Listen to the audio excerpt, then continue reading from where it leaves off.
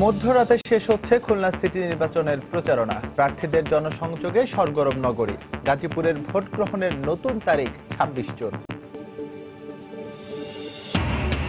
স্বপ্নের পদ্মা সেতুতে বসলো চতুর্থ স্প্যান, দৃশ্যমান হলো আধা কিলোমিটারের বেশি। আরেকটি স্প্যান বসলেই জাজিরা প্রান্তে যুক্ত হবে সেতু, উচ্ছ্বসিত স্থানীয়রা। টানা ৩ দিন ধরে ঢাকা চট্টগ্রাম মহাসড়কে যানজট। ফেনীর রেল ওভারপাসই কারণ জানালেন সড়ক পরিবহন মন্ত্রী। ঈদের আগেই সমাধানের আশ্বাস। অনিয়ম আর অব্যবস্থাপনায় ঢাকা ময়মনসিংহ মহাসড়কে বাড়ছে দুর্ঘটনা। সমস্যা সমাধানে সবাইকে একযোগে কাজ করার আহ্বান পুলিশের।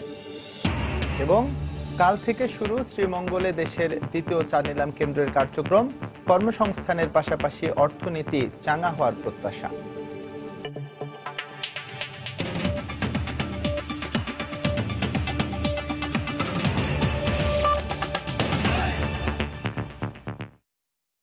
বাংলা সময়ের সঙ্গে আছি আমি জুনায়েদ আল হাবিব এবং আমি ইসেম ইকবাল।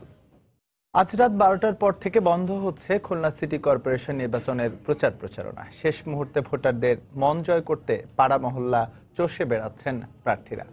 বিএনপির মেয়র প্রার্থীর অভিযোগ, প্রশাসন ভয়ভীতি দেখিয়ে তাদের নির্বাচনের বাইরে রাখার চক্রান্ত করছে। বহিরাগত অস্ত্রধারীদের দিয়ে বিএনপি নির্বাচন বানচালের চেষ্টা করছে বলে পাল্টা অভিযোগ আওয়ামী লীগ প্রার্থীর। খুলনা থেকে তরিকুল ইসলামের তথ্য ও আবুল বাশারের তোলা ছবিতে রিপোর্ট।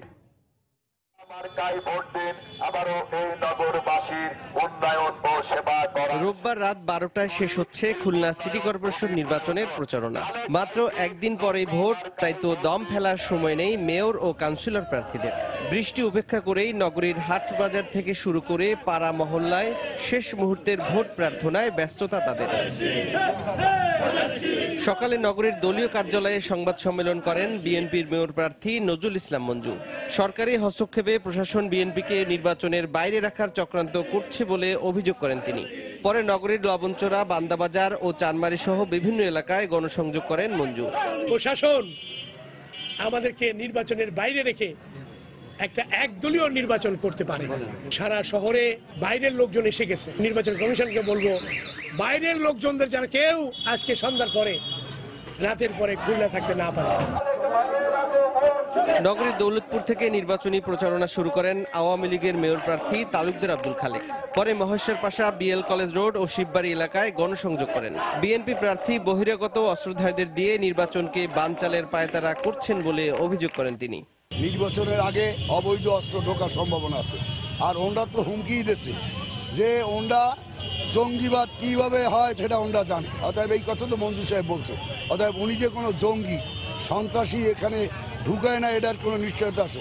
অতএব আমি মনে করি প্রশাসনের ব্যাপকভাবে তাল্লাশি করা উচিত যেন অবৈধ অস্ত্র এবং কোনো সন্ত্রাসী খুলনা শহরে ঢুকতে না পারে। জনপ্রতিনিধি বাছাইয়ে উদ্গ্রীব হয়ে আছেন নগরীর 4,93,093 জন ভোটার। শান্তিপূর্ণ পরিবেশে ভোট গ্রহণের জন্য প্রশাসনের নিরপেক্ষ ভূমিকার প্রত্যাশা তাদের। নির্বাচন এবার ভালো হচ্ছে, প্রতিদ্বন্দ্বিতামূলক হচ্ছে, আনন্দময় হচ্ছে। মানুষ সিটি সাধারণভাবে সব সেবা পাবে, আমরা সেই আশাটা করি। যারা ভোট বেশি হবে তারা তো অবশ্যই জিতবে, ভালো ক্যান্ডিডেট জিতুক আমরাও চাই। সুষ্ঠু ও শান্তিপূর্ণভাবে ভোট গ্রহণের লক্ষ্যে সব ধরনের প্রস্তুতির কথা জানিয়েছেন রিটার্নিং কর্মকর্তা। ৭০টি মোবাইল টিম থাকবে 289টি ভোট কেন্দ্রে, তারা ক্লাস্টার করে বিভিন্ন এলাকায় দায়িত্ব পালন করবেন। এছাড়া পুলিশের 11টি স্ট্রাইকিং ফোর্স থাকবে। আমাদের র্যাবের পক্ষ থেকে 32টি টহল টিম থাকবে এবং আমাদের 16 প্লাটুন বিজিবিও মোতায়েন করা হয়েছে। 15 মে অনুষ্ঠেয় খুলনা সিটি কর্পোরেশন নির্বাচনে মেয়র পদে 5 জন, 31টি ওয়ার্ডের সাধারণ কাউন্সিলর পদে 148 জন এবং সংরক্ষিত নারী কাউন্সিলর পদে 38 জন প্রার্থী প্রতিদ্বন্দ্বিতা করছেন। সময় সংবাদ, খুলনা। এই মুহূর্তে খুলনার পিটিআই মোড়ে আছেন রিপোর্টার তরিকুল ইসলাম। আমরা এখন সরাসরি যোগ দিচ্ছি তার সঙ্গে। তরিকুল, শেষ মুহূর্তে খুলনা নির্বাচনী প্রচারণা চলছে এবং মাত্র একদিন পরেই কিন্তু খুলনা সিটি কর্পোরেশনের নির্বাচন এবং এই সিটি কর্পোরেশনের নির্বাচনে খুলনার 4,93,093 জন ভোটাধিকার প্রয়োগ করবে। 31টি ওয়ার্ডের 289টি কেন্দ্রে এই ভোট গ্রহণ চলবে এবং ভোটাররা এই কেন্দ্রগুলোতে ভোট প্রয়োগ করবে। আপনারা আগে বলেছি যে খুলনায় কিন্তু এবার 3টি ওয়ার্ডে 3টি কেন্দ্রে ইভিএম ইভিএম এ ভোট প্রদান করবে ভোটাররা, এই সংখ্যা 2970 জন। তো সব মিলিয়ে নির্বাচনের যে প্রচার প্রচারণা প্রার্থীরা কিন্তু মাঠে রয়েছেন এবং সকাল থেকে তারা নির্বাচনী প্রচার প্রচারণা চালিয়ে যাচ্ছেন। এবং আমরা সকাল থেকে দেখেছি মেয়র প্রার্থীরা তারা শেষ মুহূর্তের প্রচারণায় নগরী মুখরিত হয়ে রয়েছে তাদের স্লোগান, কর্মীদের সমর্থকদের স্লোগানে, এবং মাইকিং চলছে, চারিদিকে পোস্টারে ছেয়ে গেছে এবং বাড়ি বাড়ি লিফলেট বিতরণ চলছে। শত শত কর্মীরা মাঠে কাজ করছে। নির্বাচনী যে পরিবেশটা প্রয়োজন সেই পরিবেশটাই কিন্তু এই মুহূর্তে রয়েছে খুলনা নগর জুড়ে।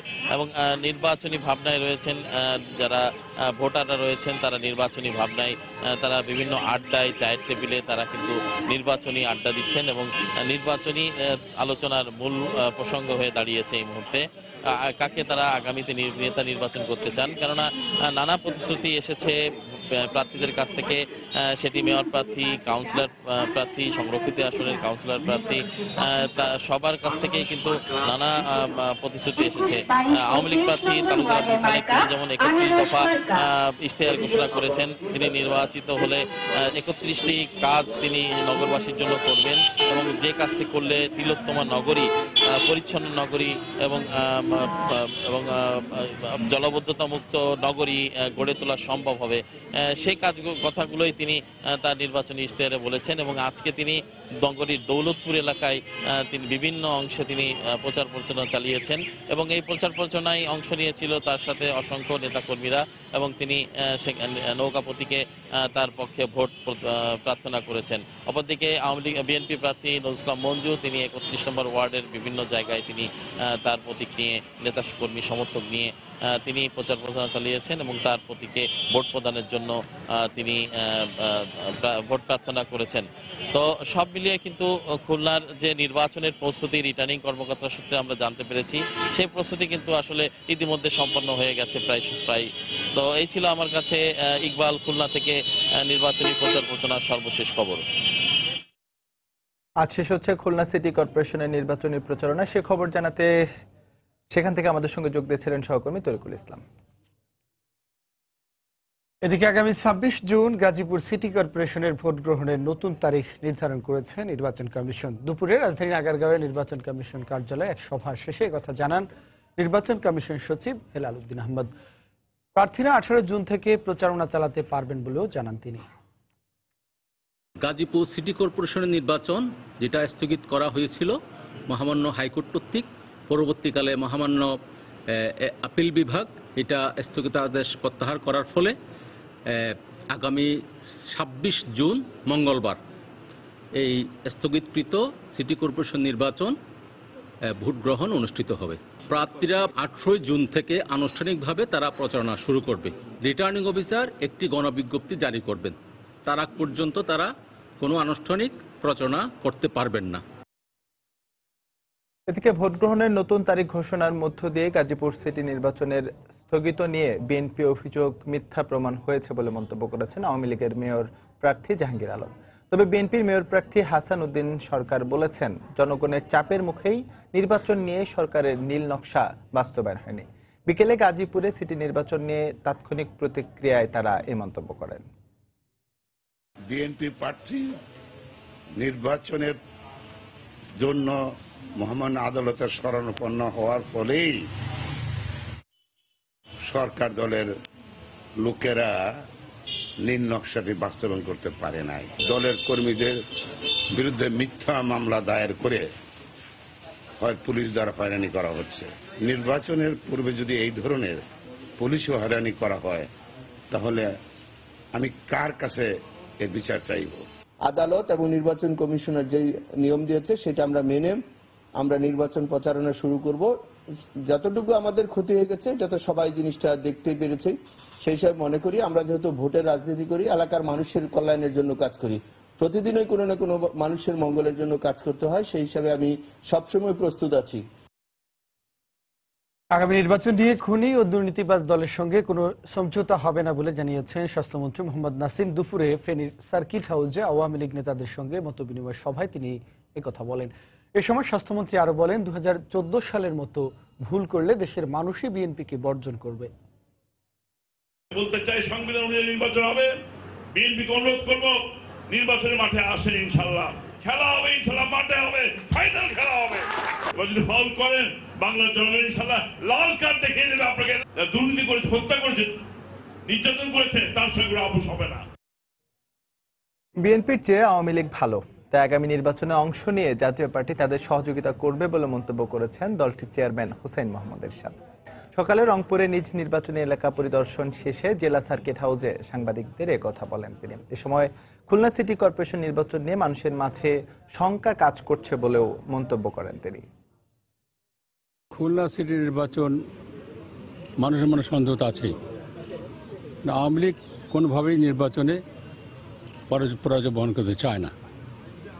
এখন গাজীপুরে নির্বাচন হচ্ছে, ওখানে বিএনপি লোকে যেতেই দিচ্ছে না, অথচ তাদের ইচ্ছা হচ্ছে তারা নির্বাচনে জয়ী হবে। তারা দুইটাই জয়ী হবে বলে মনে হয় আমার, কীভাবে হবে তারা জানেন, কিন্তু জয়ী হবে বলে মনে হয় আমার। অনেক ভালো কাজ করেছেন, অনেক ভালো কাজ, উন্নয়নমূলক কাজ করেছেন, আকাশে স্যাটেলাইট গেছে, অনেক ভালো কাজ করেন। বলছে সমুদ্র জয় করেছেন, আকাশ জয় করেছেন, মানুষের হৃদয় জয় করতে পারেননি। বাংলা সময় আরো থাকছে। হাজার হাজার গাছ কেটে ফেলায় বর্ষায় রোহিঙ্গা ক্যাম্পে পাহাড়ি ঢল আর ধসের আশঙ্কা। বৃক্ষরোপণ সহ নানা উদ্যোগ, পাহাড় কাটা বন্ধের আহ্বান।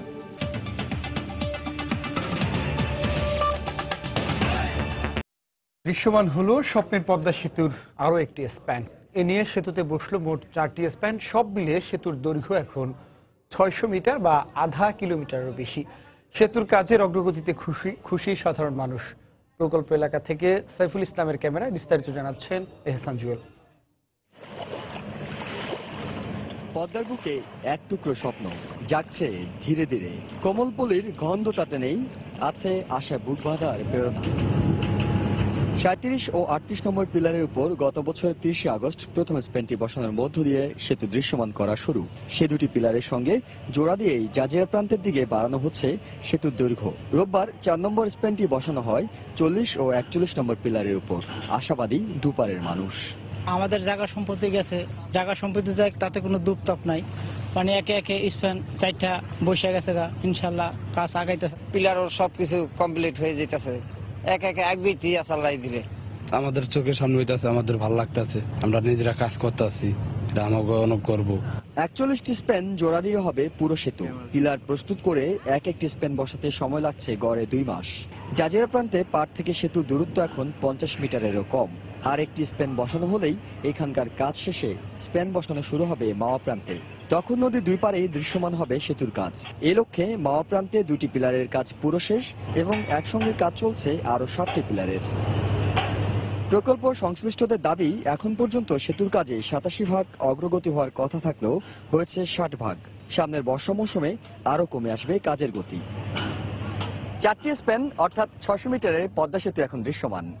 অঙ্কের হিসেবে 6.15 কিলোমিটার পদ্মা সেতুর মধ্যে কাজ হয়েছে 10/1 তবে অঙ্ক অনেক কথাই বলে। বাস্তবতা হলো কোটি মানুষের স্বপ্নকে ধারণ করে যে পদ্মা সেতুর ভিত রচনা হয়েছে, সেখানে এরকম এক একটি স্প্যান যোগ হওয়ার মাধ্যমে সেই আশাবাদের জায়গা আরো বেশি পোক্ত হয়। এহসান জুয়েল, সময় সংবাদ, জাজিরা, শরীয়তপুর। আজকের মধ্যে কোটা সংস্কারের প্রজ্ঞাপন জারি না হলে সোমবার থেকে সারা দেশে সব শিক্ষা প্রতিষ্ঠানে ক্লাস পরীক্ষা বর্জনের হুঁশিয়ারি দিয়েছেন আন্দোলনকারীরা। সকালে ঢাকা বিশ্ববিদ্যালয়ের কেন্দ্রীয় গ্রন্থাগারের সামনে থেকে বিক্ষোভ মিছিল শেষে ঘোষণা দেয় তারা। দাবি সমর্থনে রাজশাহী, সিলেট ও বরিশাল সহ সারা দেশের বিভিন্ন বিশ্ববিদ্যালয়ে কর্মসূচি পালন করেন শিক্ষার্থীরা। পূর্ব ঘোষণা অনুযায়ী রোববার সকালে ঢাকা বিশ্ববিদ্যালয়ের কেন্দ্রীয় গ্রন্থাগারের সামনে থেকে বিক্ষোভ মিছিল শুরু করেন কোটা সংস্কার আন্দোলনকারীরা। মিছিলটি ঢাকা বিশ্ববিদ্যালয়ের ক্যাম্পাস ঘুরে রাজু ভাস্কর্যের সামনে গিয়ে শেষ হয়। সেখানে সমাবেশ করেন শিক্ষার্থীরা। আজকে 5টার মধ্যেই প্রজ্ঞাপন আকারে জারি করতে হবে, আর না হলে আগামীকালকে থেকে সকাল 10টা থেকে দেশের প্রতিটি কলেজ, বিশ্ববিদ্যালয়ে অনির্দিষ্টকালের জন্য ক্লাস পরীক্ষা বর্জন থাকবে। পাশাপাশি ছাত্র ধর্মঘট পালিত হবে। এদিকে সকালে রাজশাহী বিশ্ববিদ্যালয়ের কেন্দ্রীয় গ্রন্থাগারের সামনে থেকে বিক্ষোভ মিছিল বের করা হয়। মিছিল নিয়ে ক্যাম্পাসের গুরুত্বপূর্ণ প্রতিটি সড়কেই যায় আন্দোলনকারীরা। একই দাবিতে সিলেট কেন্দ্রীয় শহীদ মিনারের সামনে থেকে বিক্ষোভ মিছিল বের করা হয়। এতে ব্যানার, ফেস্টুন সহ বিভিন্ন শিক্ষা প্রতিষ্ঠানের শিক্ষার্থীরা অংশ নেয়। কেন্দ্রীয় কর্মসূচির অংশ হিসাবে বিক্ষোভ মিছিল করেছে বরিশাল বিশ্ববিদ্যালয়ের শিক্ষার্থীরাও। এ সময় দ্রুত কোটা সংস্কার বাতিলের প্রজ্ঞাপন জারি করা না হলে কঠোর আন্দোলনের হুঁশিয়ারি দেন তারা। গত মাসে ব্যাপক আন্দোলনের পর প্রধানমন্ত্রীর আশ্বাসের প্রেক্ষিতে প্রজ্ঞাপন জারির জন্য 7 মে পর্যন্ত সময় বেঁধে দিয়েছিল আন্দোলনকারীরা। রাশেদ লিমন, সময় সংবাদ। ময়মনসিংহে জাতীয় কবি কাজী নজরুল ইসলাম বিশ্ববিদ্যালয়ে বাস ভাঙচুরের প্রতিবাদে ঢাকা ময়মনসিংহ মহাসড়ক অবরোধ করে বিক্ষোভ করছেন শিক্ষার্থীরা। এই মুহূর্তে সেখানে আছেন সহকর্মী হারুন রশিদ, সরাসরি যোগ দিচ্ছি তার সঙ্গে। হারুন। ঢাকা ময়মনসিংহ মহাসড়কের বেলতলী এলাকায় জাতীয় কবি কাজী নজরুল ইসলাম বিশ্ববিদ্যালয়ের শিক্ষার্থীরা সড়ক অবরোধ করে রেখেছে এবং তারা বিক্ষোভ করছে। এখানে নজরুল বিশ্ববিদ্যালয় থেকে শিক্ষার্থীদের নিয়ে ময়মনসিংহে ফেরার পথে একটি বাসের সাথে একটি ট্রাকের বালু বোঝাই ট্রাকের একটি সংঘর্ষ হয় এবং শিক্ষার্থীরা সেই ঘটনার প্রতিবাদ জানায় এবং প্রতিবাদ জানানোর এক পর্যায়ে ট্রাকের লোকজনের ট্রাকের পক্ষ নিয়ে স্থানীয় লোকজন শিক্ষার্থীদের বাসে হামলা করে এবং সেই শিক্ষার্থীদের বাসের এখানে আমরা যতটুকু জানতে পেরেছি যে 3টি বাস, সেই 3টি বাসে হামলা করা হয়, তাদের বাসের গ্লাস ভাঙচুর করা হয় এবং শিক্ষকদের বহনকারী একটি বাস আছে, সেই বাসটিও ক্ষতিগ্রস্ত হয় শিক্ষার্থীদের হামলার কারণে এবং এর প্রতিবাদে শিক্ষার্থীরা এই বেলতলী এলাকায় ঢাকা ময়মনসিংহ সড়ক অবরোধ করে বিক্ষোভ করছে। আপনারা দেখতে পাচ্ছেন যে সড়কের বিভিন্ন জায়গায় আগুন জ্বালিয়ে দেওয়া হয়েছে এবং সেই আগুন দিয়ে প্রতিবন্ধকতা তৈরি করা হয়েছে, গাছের গুঁড়ি ফেলে এবং শিক্ষার্থীরা রাস্তায় অবস্থান করে এখানে বিক্ষোভ তৈরি করেছে। শিক্ষার্থীদের সাথে কথা বলেছি তারা এবং এই জাতীয় কবি কাজী নজরুল ইসলাম বিশ্ববিদ্যালয়ের সহকারী প্রক্টর আল জাবিরের সাথে কথা বলেছি। তিনি জানিয়েছেন যে এই ঘটনায় এখন পর্যন্ত তাদের 15 জন শিক্ষার্থী আহত হয়েছেন বলে জানিয়েছেন এবং তারা ময়মনসিংহ মেডিকেল কলেজ হাসপাতালে চিকিৎসা নিয়েছেন এবং কয়েকজন শিক্ষকও আহত হয়েছেন। শিক্ষকের যে বহনকারী যে গাড়ি, সেই গাড়িতে হামলার কারণে শিক্ষকরা আহত হয়েছেন এবং যারা আহত হয়েছেন তাদের বেশিরভাগই ছাত্রী বলে আমরা জানতে পেরেছি এবং এই বাসে যখন হামলা করা হয় সেই বাসের যে গ্লাস ভেঙে শিক্ষার্থীরা আঘাতপ্রাপ্ত হয়েছেন এবং তারা বিভিন্ন হাতে, মুখে এবং বিভিন্ন জায়গায় সেই গ্লাসের আঘাতে তারা আহত হয়েছেন এবং তাদেরকে ময়মনসিংহ মেডিকেল কলেজ হাসপাতালে ভর্তি করা হয়েছে। আর এখানে বেলতলী এলাকায় ঢাকা ময়মনসিংহ মহাসড়কের যে শিক্ষার্থীদের বিক্ষোভের কারণে ঢাকা ময়মনসিংহ মহাসড়ক প্রায় 1.5 ঘন্টা যাবৎ এখানে যানবাহন চলাচল বন্ধ রয়েছে এবং এই যানবাহন চলাচল বন্ধ থাকার কারণে ঢাকা ময়মনসিংহ মহাসড়কের সেই বেলতলীর যে 2 পাশ আছে সেই 2 পাশে প্রায় 20 কিলোমিটার দীর্ঘ যানজটের সৃষ্টি হয়েছে এবং ঢাকার সাথে ময়মনসিংহের যোগাযোগ একেবারেই বিচ্ছিন্ন বলা যায়। এখানে কোনো যানবাহন চলাচল করছে না। পুলিশ কর্মকর্তারা ঘটনাস্থলে এসেছেন, শিক্ষার্থীদের সাথে কথা বলছেন বিষয়টি সমাধান করার জন্য, কিন্তু শিক্ষার্থীরা বলছেন যতক্ষণ পর্যন্ত এই হামলাকারীরা গ্রেফতার না হবে ততক্ষণ পর্যন্ত তারা এই অবরোধ তুলে নেবেন না। আর এই অবরোধের কারণে যে সীমাহীন দুর্ভোগের সৃষ্টি হয়েছে, রাস্তার দুপাশে শত শত গাড়ি আটকা পড়েছে এবং যতক্ষণ পর্যন্ত গ্রেফতার না হবে ততক্ষণ পর্যন্ত এই অবরোধ চলবে বলে শিক্ষার্থীরা জানিয়েছেন। তো এই ছিল আমার কাছে ঢাকা ময়মনসিংহ মহাসড়কের বেলতলী থেকে সর্বশেষ। জাতীয় কবি কাজী নজরুল ইসলাম বিশ্ববিদ্যালয়ে বাস ভাঙচুরের প্রতিবাদে ঢাকা ময়মনসিংহ মহাসড়ক অবরোধ করে বিক্ষোভ করছেন শিক্ষার্থীরা। সে খবর জানাতে ঢাকা ময়মনসিংহ মহাসড়ক এলাকা থেকে যুক্ত হয়েছিলেন সহকর্মী হারুন রশিদ। গত কয়েকদিনের মতো আজও ঢাকা চট্টগ্রাম মহাসড়কের প্রায় 45 কিলোমিটার এলাকা জুড়ে ধীর গতিতে চলছে যানবাহন। গন্তব্যে পৌঁছাতে 3 গুণের বেশি সময় লাগছে। এতে চরম দুর্ভোগে পড়েছেন যাত্রী ও পরিবহন শ্রমিকরা। এই অবস্থায় যানজট নিরসনে কার্যকর ব্যবস্থা না নেয় আগামীকাল সকাল, সন্ধ্যা এবং মঙ্গলবার থেকে প্রতিদিন 3 ঘন্টা করে যান চলাচল বন্ধ রাখার ঘোষণা দিয়েছেন চট্টগ্রাম আন্তঃজেলা পরিবহন মালিক সমিতি। ফেনী থেকে আতিয়া সজল ও চট্টগ্রাম থেকে শফিকুল আলমের পাঠানো তথ্য, ছবি নিয়ে রিপোর্ট।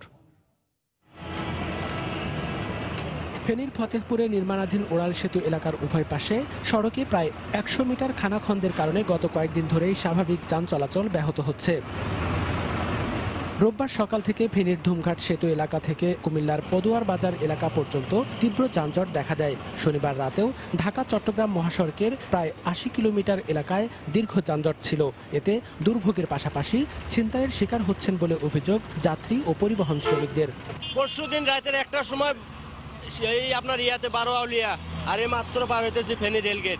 এই যানজটের কারণে আমরা যখন দাঁড়ায় থাকি রাতের আধারে ডাকাতি হচ্ছে। সবকিছুর দাম বেশি নিতেছে দোকানদাররা, 25 টাকার পানি নিতেছে 40 টাকা। ঠিক মতো ফলাইওভারটার আগে হতো তাহলে পরে আমাদের এই ভোগান্তিতে হতো না। অনাকাঙ্ক্ষিত ঘটনা এড়াতে সব ধরনের ব্যবস্থা নেওয়া হচ্ছে বলে জানিয়েছে পুলিশের ট্রাফিক বিভাগ। চিন্তায় বা অনাকাঙ্ক্ষিত ঘটনা না হইতে পারে এর জন্য আমরা সচেষ্ট আছি। সর্বাত্মক চেষ্টা করতেছি যাতে যানজটটা দ্রুত নিরসন করতে পারি। যদি বৃষ্টি না হয় আশা করি সম্ভব হবে। এদিকে যানজট নিরসনে কার্যকরী ব্যবস্থা না নেওয়ায় যান চলাচল বন্ধ রাখার ঘোষণা দিয়েছে চট্টগ্রাম আন্তজেলা বাস মালিক সমিতি। সকাল 6টা থেকে সন্ধ্যা 6টা পর্যন্ত পরিবহন ধর্মঘট হবে। তারপরে প্রত্যেক দিন এই যে স্বাভাবিক যানজট নিরসনের যদি উদ্যোগটা নেওয়া না হয় তাহলে প্রত্যেক দিন আমরা দুপুর 12টা থেকে দুপুর 3টা পর্যন্ত আমরা প্রতীক ধর্মঘট পালন করব। সড়ক পরিবহন ও সেতু মন্ত্রী জানিয়েছেন খুব শিগগিরই ফেনীর নির্মাণাধীন রেল ওভারপাসের 2টি লেন চালু হয়ে গেলে যানজট কমে আসবে। আমরা প্রবলেমে পড়ে গেছি ফেনী রেল ওভারপাস নিয়ে, যেখানে যানজটের কারণ সৃষ্টি হচ্ছে। 2টি লেন রেল ওভারপাস, একটা পার্ট 15 তারিখে উদ্বোধন হবে, তারপর এই যানজটটা রিডিউসড হয়ে যাবে। গত এক সপ্তাহ ধরে ঢাকা চট্টগ্রাম মহাসড়কের চট্টগ্রামের সীতাকুণ্ড থেকে কুমিল্লার 14 গ্রাম পর্যন্ত যানজট অব্যাহত রয়েছে। মনিরুজ্জামান প্রান্ত, সময় সংবাদ। বিভিন্ন অনিয়ম আর অব্যবস্থাপনার কারণে ঢাকা ময়মনসিংহ 4 লেন মহাসড়কে দিন দিন বেড়েই চলেছে দুর্ঘটনার সংখ্যা। মৃত্যুর মিছিল যেন কিছুতেই রোধ করা যাচ্ছে না। যত্রতত্র গাড়ি পার্কিং, রাস্তার মাঝখানে গাড়ি থামিয়ে যাত্রী ওঠানামা করা, উল্টো পথে যান চলাচলকে দোষারোপ করছেন যাত্রী ও সচেতন নাগরিকরা। পুলিশ বলছে সড়ক দুর্ঘটনা বন্ধে সবাইকে একযোগে কাজ করতে হবে। হোসেন আলীর তোলা ছবি নিয়ে জগলুল পাশারসের রিপোর্ট। মহাসড়ক যেন মৃত্যুকূপ এবং কতটা ভয়ঙ্কর সিসি ক্যামেরার এই দৃশ্যগুলো তা বলে দেয়। চালকদের বেপরোয়া গতিতে পাল্লা দিয়ে গাড়ি চালানো আর উল্টো পথে যান চলাচল ছাড়াও মহাসড়কে বিভিন্ন অনিয়মের কারণে প্রতিনিয়ত ঘটছে ছোট বড় অসংখ্য দুর্ঘটনা। 2016 সালের জুলাই মাসে ঢাকা ময়মনসিংহ মহাসড়কটি 4 লেনে উন্নীত হয়। এর ফলে রাজধানী ঢাকায় চলাচলকারী ময়মনসিংহ বিভাগের প্রতিটি মানুষ উচ্ছ্বসিত হলেও সেই উচ্ছ্বাস দিন দিন আতঙ্কে রূপ নিতে শুরু করেছে। প্রায় প্রতিদিনই ঘটে দুর্ঘটনা, প্রাণহানি। উল্টো দিকে গাড়ি চলাচল করার কারণে বেশিরভাগ দুর্ঘটনা ঘটে। রাস্তার সাইডে আপনি গাড়ি ঘোড়া খারো দিকে আপনার দুর্ঘটনাগুলো বেশি হইতেছে। মানুষ পার হয় সেই জায়গাটি এসে গাড়ির যে গতি থাকার কথা সেই গতি থাকছে না, গাড়ির গতি বেশি।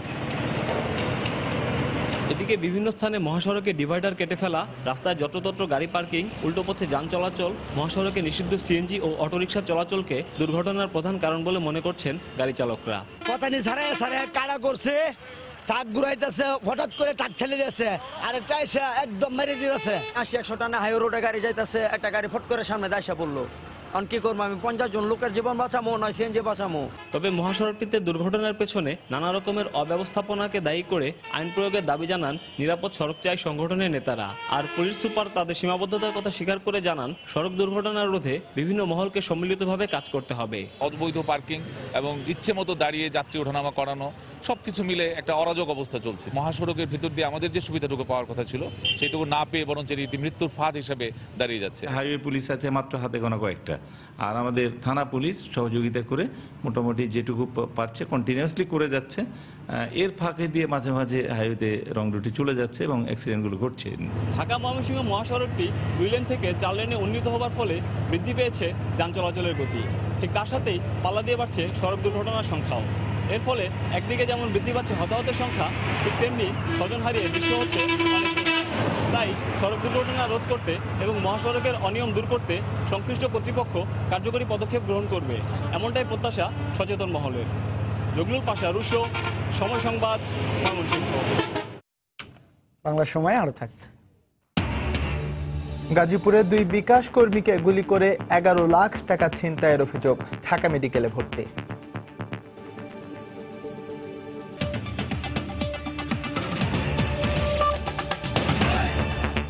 আগামীকাল আনুষ্ঠানিকভাবে শুরু হবে মৌলভীবাজারের শ্রীমঙ্গলে দেশের দ্বিতীয় চা নিলাম কেন্দ্রের কার্যক্রম। দীর্ঘদিনের দাবি পূরণ হতে যাওয়ায় চা বাগান মালিক ও ব্যবসায়ীদের মধ্যে উৎসবের আমেজ বিরাজ করছে। তাদের দাবি, শ্রীমঙ্গলে চা নিলাম কেন্দ্র চালু হলে কর্মসংস্থানের পাশাপাশি সমৃদ্ধ হবে অঞ্চলের অর্থনীতি। শাহ অলিদুর রহমানের পাঠানো তথ্য, ছবি নিয়ে রিপোর্ট। দেশের ১৬৪টি চা বাগানের মধ্যে ১৪৫টি সিলেট বিভাগে। ব্রিটিশ আমল থেকেই এই অঞ্চলের উৎপাদিত চা চট্টগ্রাম নিলাম কেন্দ্রে নিয়ে বিক্রি করা হয়। এতে চা পরিবহন খরচ হয় কয়েক কোটি টাকা। সেই সাথে যাতায়াত বিলম্বে নষ্ট হয় চা পাতার গুণগত মান। সে কারণে ব্যবসায়ীদের দাবির প্রেক্ষিতে গত বছরের ১৮ ডিসেম্বর মৌলভীবাজারের শ্রীমঙ্গলে দেশের দ্বিতীয় চা নিলাম কেন্দ্র স্থাপন করে সরকার। আগামীকাল সোমবার কেন্দ্রটিতে আনুষ্ঠানিকভাবে শুরু হবে নিলাম কার্যক্রম। এই নিলামে চট্টগ্রামের ৭টি ও মৌলভীবাজারের 5টি প্রকার অংশ নেয়ার কথা রয়েছে। বাগান থেকে প্রত্যেকটা বাগান থেকে চা পাতা কালেকশন করার পরে আমরা টেস্টারের মাধ্যমে চা পাতা টেস্টিং কইরা চা পাতার দাম নির্ধারণ কইরা অকশনে তোলা এবং সেল করা। শ্রীমঙ্গল সহ এতদ অঞ্চলের অর্থনৈতিক এবং ব্যবসা বাণিজ্যের ক্ষেত্রে অনেক বেশি গতি পেয়েছে। উৎসবের মতন একটি পরিবেশ সৃষ্টি হয়েছে যে শ্রীমঙ্গলে টি অকশন হতে যাচ্ছে। আমরা দীর্ঘদিনের এই আন্দোলন সংগ্রামের ফসল ভোগ করব। আমরা শ্রীমঙ্গলে চা নিলাম কেন্দ্র চালু হলে অর্থনৈতিকভাবে বৃহত্তর সিলেট অঞ্চল সমৃদ্ধ হবে বলে দাবি চা বাগান মালিক ও ব্যবসায়ীদের। এতে আমরা অর্থনৈতিকভাবে অনেক লাভবান হব এবং উৎকৃষ্ট মানের চা বাগান থেকে উৎপাদনের 15-20 দিনের মধ্যেই তাদের চায়ের টেবিলে সেই চা পৌঁছতে পারবে। 70 থেকে 75 মিলিয়ন কেজি চা উৎপাদিত হয়। এইটা চিরাং পাঠাতে যে খরচ হয় প্রায় 3 থেকে 4 কোটি টাকা, এই টাকা সাশ্রয় হবে। বাগান মালিকদের দেয়া তথ্য মতে মৌলভীবাজার, হবিগঞ্জ ও সিলেট অঞ্চলের চা বাগান থেকে প্রতি বছর 7 কোটি কেজি চা উৎপাদন হয়।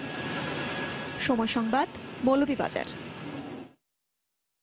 গ্রীষ্ম মৌসুমে শুকনো খালে বসতি স্থাপনের পাশাপাশি জ্বালানি হিসেবে ব্যবহারের জন্য শেকড় সহ হাজার হাজার গাছ তুলে ফেলায় পাহাড়ি ঢল ও ধসে রোহিঙ্গা প্রাণহানির সংখ্যা বাড়িয়েছে বলে মনে করছে কক্সবাজার জেলা প্রশাসন।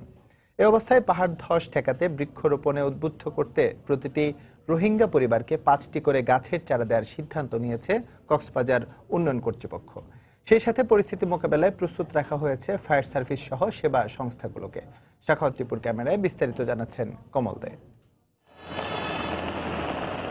গত বছরের আগস্ট মাসের শেষের দিকে রোহিঙ্গা অনুপ্রবেশ শুরু হলো। সেপ্টেম্বর মাসে বৃষ্টিতে পাহাড়ি ঢলে ভয়াবহ রূপ নেয় কক্সবাজার জেলার উখিয়ার কুতুপালং এবং বালুখালীর আশ্রয় শিবিরগুলো। গলা সমান পানিতে ডুবে যায় হাজার হাজার বসতঘর। এর মূল কারণ ছিল কোন রকম পরিকল্পনা ছাড়াই বসতিগুলো তৈরি করা হয়েছিল গ্রীষ্ম মৌসুমে শুকিয়ে যাওয়া ছোট বড় খালগুলোতে। পাশাপাশি রোহিঙ্গারা জ্বালানি হিসেবে ব্যবহারের জন্য শুধু গাছে কাটেনি, সে সাথে শিকড়ও উপড়ে ফেলেছে। তাই বর্ষা মৌসুমে ঝুঁকি আরো বেড়েছে। রোহিঙ্গারা যখন বন থেকে লাকড়ি সংগ্রহ করে তারা আসলে গাছের শিকড়টি সহ তুলে নিয়ে আসে, যার ফলে কিন্তু মাটির যে বন্ডিং, সে বন্ডিংটা অনেকটা দুর্বল হয়ে গেল। তো যার কারণে কিন্তু আমরা সেই পরিবারগুলোকে অধিক ঝুঁকিপূর্ণ বিবেচনা করে আমরা সেই পরিবারগুলোকে কিন্তু অগ্রাধিকার ভিত্তিতে আমরা সরিয়ে নিয়েছি। কিন্তু বর্ষা মৌসুম শুরুর আগে গুড়ি গুড়ি বৃষ্টিতে ভেঙে যাচ্ছে রোহিঙ্গাদের প্লাস্টিকের ছাউনিগুলি। এ নিয়ে চরম আতঙ্কের মধ্যে রয়েছে তারা।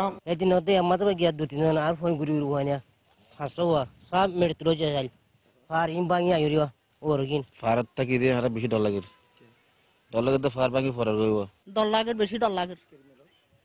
খান্ডা ভাঙি পড়িলে বেশি অসুবিধা ফোন চাইন আছে। এই অবস্থায় পাহাড় ধস ঠেকাতে গাছ লাগানোর বিশেষ মিশন হিসেবে টেকনাফ ও উখিয়ার বিভিন্ন আশ্রয় শিবিরে থাকা রোহিঙ্গাদের প্রতিটি পরিবারকে 5টি করে চারা গাছ দেওয়ার পরিকল্পনা নিয়েছে কক্সবাজার উন্নয়ন কর্তৃপক্ষ। এই গাছগুলো তাদের এখানে রাখবে, তারাই এটা রক্ষণাবেক্ষণ করে। যদি তারা এখান থেকে চলে যায়, এটার মূল্যটা তাদেরকে দিয়ে দেওয়া হবে। জেলা প্রশাসন জানায় বিরূপ পরিস্থিতি মোকাবেলায় প্রস্তুত রাখা হয়েছে ফায়ার সার্ভিস সহ সবগুলো সেবা সংস্থাকে। যে ডিজাস্টার ম্যানেজমেন্ট কমিটি আছে জেলা উপজেলা ইউনিয়ন পর্যায়ে, সেগুলোকে সক্রিয় করেছি, কিছু ভলান্টিয়ার তৈরি করেছি। আমরা মন্ত্রণালয়ে আপৎকালীন সময়ে যাতে আমরা মোকাবেলা করতে পারি, এই জন্য শুকনো খাবার সহ পর্যাপ্ত পরিমাণ অর্থ এবং চাল এগুলো ব্যবস্থা করেছি। বর্তমানে টেকনাফ এবং উখিয়ার বিভিন্ন পাহাড়ি এলাকায় নতুন ও পুরাতন মিলিয়ে 11,03,000 রোহিঙ্গা বসবাস করছে। প্রতি বছরই বর্ষা মৌসুমে ভয়াবহ রকমের পাহাড়ি ঢলের পাশাপাশি পাহাড় ধসের ঘটনা ঘটে এখানে, কিন্তু তেমন জনবসতি না থাকায় প্রাণহানির ঘটনা ঘটতো না। কিন্তু বর্তমানে এই পাহাড়ি অঞ্চলে অবস্থান রয়েছে লক্ষ লক্ষ রোহিঙ্গার, আর তাই আগামী বর্ষা মৌসুমে এখানে ব্যাপক প্রাণহানির আশঙ্কা থেকে যাচ্ছে। উখিয়ার বালুখালী পাহাড় থেকে কমল দে, সময় সংবাদ। যদি বৈদেশিক সাহায্য না আসে তবে বাংলাদেশের রাজস্ব আয়ের পুরোটাই রোহিঙ্গাদের পেছনে ব্যয় করতে হবে বলে মন্তব্য করেছেন সিপিডির সম্মানিত ফেলো ডক্টর দেবপ্রিয় ভট্টাচার্য। দুপুরে রোহিঙ্গা সংকটের অর্থনৈতিক প্রভাব ও আসন্ন বাজেট বিষয়ে নাগরিক সংলাপে মন্তব্য করেন তিনি। চট্টগ্রামে একটি হোটেলে টিআইবি, সিপিডি ও সোনাকের যৌথ উদ্যোগে সংলাপের আয়োজন করা হয়। এ সময় সিপিডি নির্বাহী পরিচালক ডক্টর ফাহমিদা খাতুন রোহিঙ্গা সংকটের অর্থনৈতিক ও সামাজিক প্রভাব নিয়ে তার পর্যবেক্ষণ তুলে ধরেন। এ সময় উপস্থিত ছিলেন সোনাকের সভাপতি অ্যাডভোকেট আখতার কবির চৌধুরী, নিরাপত্তা বিশ্লেষক মেজর অবসরপ্রাপ্ত এমদাদুল ইসলাম সহ নাগরিক সমাজের বিশিষ্ট ব্যক্তিরা। যদি আপনি পুরো রাজস্ব আয়কে দিয়ে দেন উদ্বাস্তুদের পরিপালনে, তাহলে আপনি মোটামুটি আপনি ভারসাম্যে থাকবেন। বাংলাদেশের জনগণের জন্য কিন্তু তখন আর আপনার কোনো ব্যয় করার জন্য জায়গা থাকবে না, যদি বৈদেশিক সাহায্য না আসে। গভীরতাটা, এটার যে সংকটের যে মাত্রাটা, এই সম্বন্ধে আমাদের ভয় হলো সম্পূর্ণ সম্যক ধারণা এখনো আমাদের ভিতরে হয়নি। গাজীপুরে 2 বিকাশ কর্মীকে গুলি করে 11 লাখ টাকা ছিনতাইয়ের অভিযোগ উঠেছে। আহত অবস্থায় তাদের উদ্ধার করে ঢাকা মেডিকেল কলেজ হাসপাতালে ভর্তি করা হয়েছে। পুলিশ জানায়, দুপুরে ইকবাল ও আসাদুজ্জামান বিকাশের টাকা ইউসিবির জয়দেবপুর শাখায় জমা দিতে যান। পথে চান্দনা চৌরাস্তা এলাকায় 4 জনের একটি ছিনতাইকারী দল তাদের পথরোধ করে। এ সময় বিকাশ কর্মীদের গুলি করে টাকার ব্যাগ ছিনিয়ে নেয় তারা। চিৎকার শুনে স্থানীয়রা ছুটে এসে আহতদের উদ্ধার করে ঢাকা মেডিকেল কলেজ হাসপাতালে পাঠায়। পুলিশ ঘটনাস্থলে পৌঁছে 5 রাউন্ড গুলি সহ একটি পিস্তল উদ্ধার করে। পুরো এলাকায় নিরাপত্তা জোরদার করা হয়েছে। এই ঘটনায় ক্যামেরার সামনে কথা বলতে রাজি হয়নি পুলিশ। নারায়ণগঞ্জে অস্ত্রোপচারের সময় স্কুল ছাত্রী নীরার মৃত্যুর ঘটনায় 3 সদস্যের একটি তদন্ত কমিটি গঠন করেছেন জেলা সিভিল সার্জন। দুপুরে নারায়ণগঞ্জ জেনারেল হাসপাতালের নাক, কান, গলা রোগের এক বিশেষজ্ঞ চিকিৎসককে প্রধান করে 3 সদস্যের এই কমিটি গঠন করা হয়। আগামী 10 দিনের মধ্যে কমিটিকে তদন্ত প্রতিবেদন দাখিলের নির্দেশ দেওয়া হয়েছে। গতকাল সকালে নারায়ণগঞ্জ শহরের মুক্তি জেনারেল হাসপাতালে গলায় টনসিলের অস্ত্রোপচারের সময় 6ষ্ঠ শ্রেণীর শিক্ষার্থী নীরার মৃত্যু হয় বলে অভিযোগ ওঠে। এদিকে ঘটনায় সুচিকিৎসা নিয়ে আতঙ্কিত ওই হাসপাতালে চিকিৎসাধীন রোগীরা। ঠাকুরগাঁও সীমান্ত থেকে 3 বাংলাদেশি গরু ব্যবসায়ীকে ধরে নিয়ে গেছে বিএসএফ। ভোরে বালিয়াডাঙ্গি উপজেলার পড়িয়া সীমান্তে ঘটনা হয়। 50 বিজিবির অধিনায়ক লেফটেন্যান্ট কর্নেল মোহাম্মদ হোসেন জানান, তারাঞ্জুবাড়ি গ্রামের শাহ আলম, নয়াবস্তি গ্রামের আবু সাইদ ও নয়াবাড়ি গ্রামের পবারুল হোসেন পড়িয়া সীমান্ত দিয়ে অবৈধভাবে ভারতে প্রবেশ করেন। এ সময় ভারতের 7 ভিটা ক্যাম্পের বিএসএফ সদস্যরা তাদের ধরে নিয়ে যান। এই ঘটনায় 3 জনকে ফেরত চেয়ে বিএসএফ এর কাছে পতাকা বৈঠকের আহ্বান জানিয়েছে বিজিবি। 24 ঘন্টা পেরিয়ে গেলেও বান্দরবানে অপহৃত স্বামী স্ত্রী সহ 4 জনকে এখনো উদ্ধার হয়নি। গতকাল সন্ধ্যায় থানচি উপজেলার তুংখং এলাকা থেকে তাদের অপহরণ করে নিয়ে যায় দুর্বৃত্তরা। ঘটনার পর থেকে নিখোঁজের উদ্ধারের জন্য তৎপরতা চালিয়ে যাচ্ছে আইন শৃঙ্খলা রক্ষা বাহিনী। পুলিশ জানায়, শনিবার সন্ধ্যায় তুংখং পাড়া এলাকার প্রধান আথুইমং মারমা ও তার স্ত্রী সহ একই এলাকার মোট 4 জন নিখোঁজ হন। এ ঘটনায় পরিবারের পক্ষ থেকে থানচি থানা পুলিশের কাছে অভিযোগ করা হয়। পরে সেনাবাহিনী, বিজিবি ও পুলিশ সদস্যরা যৌথ অভিযান শুরু করেন। স্থানীয় সন্ত্রাসীরা তাদের অপহরণ করেছে বলে প্রাথমিকভাবে ধারণা করছে পুলিশ। গাইবান্ধায় মা ও মেয়েকে ধর্ষণের ঘটনায় মামলা দায়েরের পর একজনকে গ্রেফতার করা হয়েছে। শনিবার রাতে গোবিন্দগঞ্জ থানায় মামলা দায়ের করা হয়। পুলিশ জানায়, শুক্রবার রাতে মা ও মেয়ে ঢাকা থেকে গাইবান্ধার গোবিন্দগঞ্জে মাজার জিয়ারত করতে যান। পরে কথিত জিনের বাদশাহ চক্রের সদস্যরা তাদের করতোয়া নদীর পাড়ে নিয়ে যায়। এ সময় টাকা, মোবাইল ফোন হাতিয়ে নিয়ে মা ও মেয়েকে ধর্ষণ করা হয় বলে অভিযোগ নির্যাতিতাদের। পরে এই ঘটনায় মামলা দায়েরের পর জড়িত সন্দেহে গোবিন্দগঞ্জ থেকে একজনকে গ্রেফতার করে পুলিশ। এদিকে বারবার জামিনে ছাড়া পেয়ে যাওয়ায় প্রতারক চক্রের দৌরাত্ম্য কমছে না বলে জানিয়েছে পুলিশ। তাদের সাথে থাকা 20,000 টাকা, একটা নতুন মোবাইল, সিম কার্ড কেড়ে নেওয়া হয় এবং রেপ করা হয়েছে বলে তাদের অভিযোগ। এইবার আমরা একটা কঠিন ধারায় আমরা মামলা রুজু করতে পেরেছি এবং এই চক্রটাকে আমরা শনাক্ত করতে পারলে তাদের একবারে সর্বশেষ আইনগত যে পদক্ষেপ সেগুলো আমরা নিতে সক্ষম। নওগাঁয় বাসের চাপায় এক স্কুল শিক্ষক নিহত হয়েছেন। দুপুরে মান্দা উপজেলার মুইনম এলাকায় দুর্ঘটনা ঘটে। পুলিশ জানায়, মোটরসাইকেলে করে বিদ্যালয়ে যাচ্ছিলেন সতীহাট উচ্চ বিদ্যালয়ের সহকারী শিক্ষক কাজল কুমার। পথে মুইনম এলাকায় বিপরীত দিক থেকে আসা একটি বাস মোটরসাইকেলকে চাপা দেয়। এতে গুরুতর আহত হন তিনি। স্থানীয়রা তাকে উদ্ধার করে সদর হাসপাতালে নিয়ে গেলে চিকিৎসক মৃত ঘোষণা করেন। এরপরেই ঘাতক বাসটি জব্দ করে পুলিশ।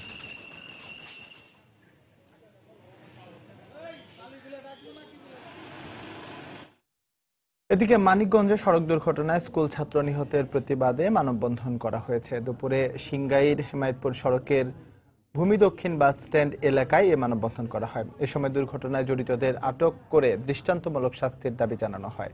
এছাড়া দুর্ঘটনা প্রতিরোধে প্রতিটি বাস স্টপেজে সিসি ক্যামেরা লাগানোর দাবি জানান এলাকাবাসী। মানববন্ধন শেষে একটি বিক্ষোভ মিছিল বের করেন তারা।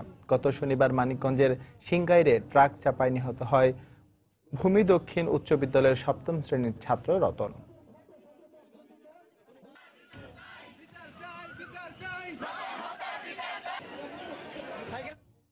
পঞ্চগড়ে বিশ্ব মা দিবস উপলক্ষে র্যালি অনুষ্ঠিত হয়েছে। সকালে জেলা প্রশাসকের কার্যালয়ের সামনে থেকে র্যালি বের করে জেলা মহিলা বিষয়ক অধিদপ্তর।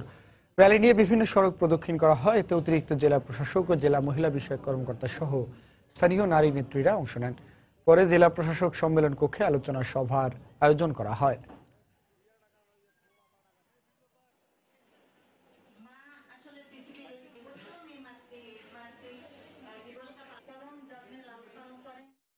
এ পর্যায়ে বাংলা সময়ের শীর্ষ সংবাদ জানিয়ে দিচ্ছে আরেকবার।